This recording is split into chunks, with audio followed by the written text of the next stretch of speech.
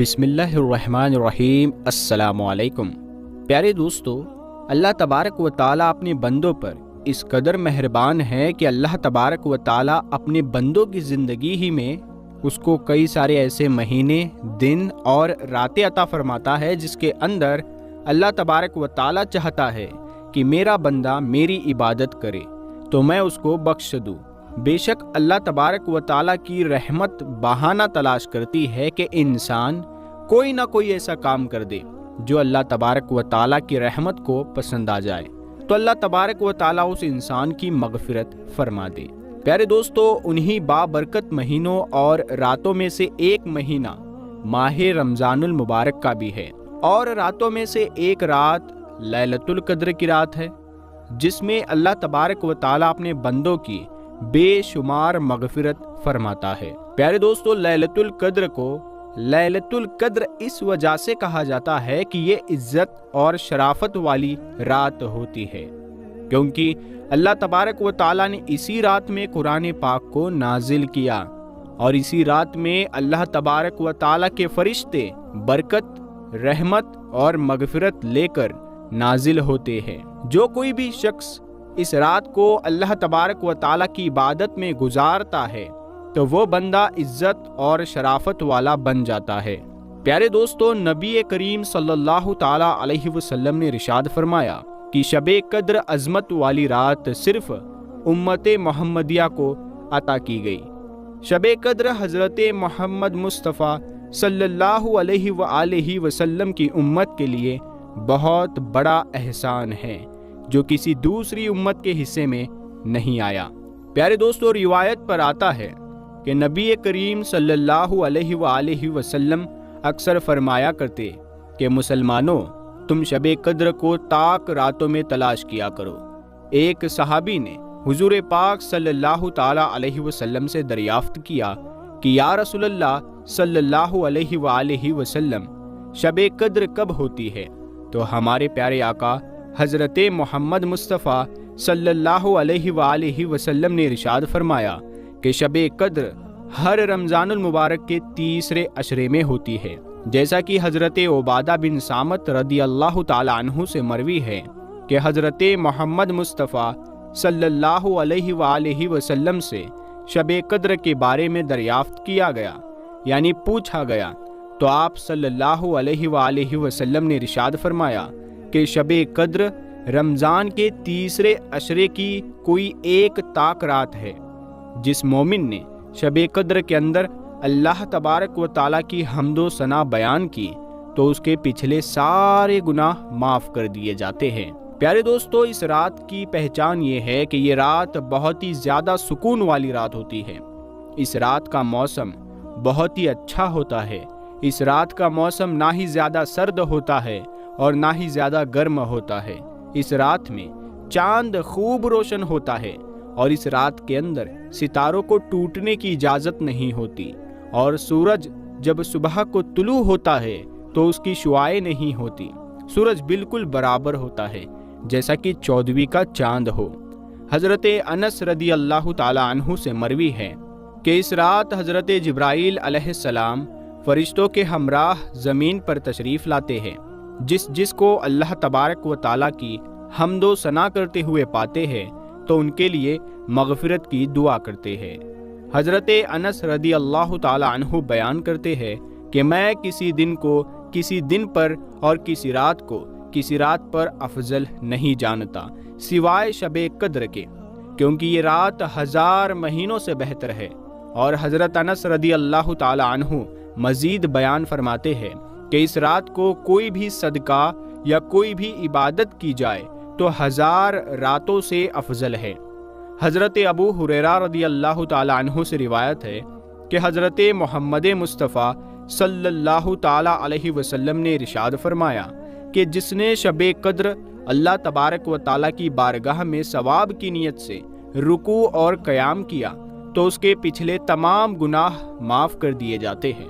اور ماہ رمضان المبارک میں اللہ تبارک و تعالیٰ کے آخری نبی حضرت محمد مصطفیٰ صلی اللہ علیہ وآلہ وسلم کا یہ معمول تھا کہ تہجد کی نماز ادا کرنے کے بعد قرآن پاک کی تلاوت کیا کرتے، اور جب کسی رحمت والی آیت کی تلاوت فرماتے تو اللہ تبارک و تعالیٰ کا شکر ادا کیا کرتے، اور جب عذاب والی آیت کی تلاوت فرماتے تو اللہ تبارک و تعالیٰ سے پناہ مانگا کرتے۔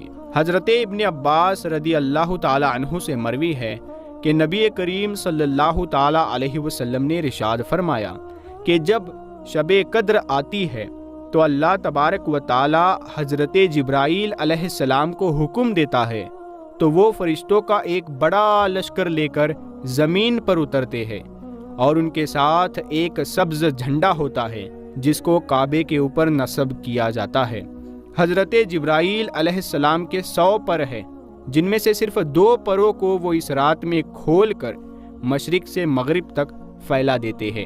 پھر حضرت جبرائیل علیہ السلام فرشتوں کو اس رات میں پھیل جانے کا حکم دیتے ہیں تو وہ فرشتے اس رات میں ہر کھڑے بیٹھے نماز پڑھنے والے اور ذکر کرنے والے کو سلام کرتے ہیں اور اس سے مصافحہ کرتے ہیں اور ان کی دعا پر آمین کہتے ہیں، اور یہی حالت صبح صادق تک رہتی ہے۔ پیارے دوستو، نبی کریم صلی اللہ تعالی علیہ وسلم نے ارشاد فرمایا کہ جو اس رات میں محروم رہ گیا وہ سارے ہی بھلائی سے محروم رہ گیا، اور اس رات کی بھلائی سے وہی شخص محروم رہتا ہے جو حقیقت میں محروم ہو۔ پیارے دوستو، جہاں اس رات میں اللہ تبارک و تعالی بے شمار لوگوں کی مغفرت فرماتا ہے، وہی کچھ بدبخت اور بد نصیب لوگ ایسے بھی ہیں جن کی اس رات میں اور اس مہینے کے اندر بھی بخشش نہیں کی جاتی، جیسا کہ حضرت ابن عباس رضی اللہ تعالیٰ عنہ سے مروی ہے کہ نبی کریم صلی اللہ تعالیٰ علیہ وسلم نے ارشاد فرمایا کہ شب قدر میں اللہ تبارک و تعالیٰ کے حکم سے فرشتے زمین پر اترتے ہیں اور ساری رات عبادت میں مشغول لوگوں سے سلام و مصافحہ کرتے ہیں اور ان کی دعاؤں پر آمین کہتے ہیں۔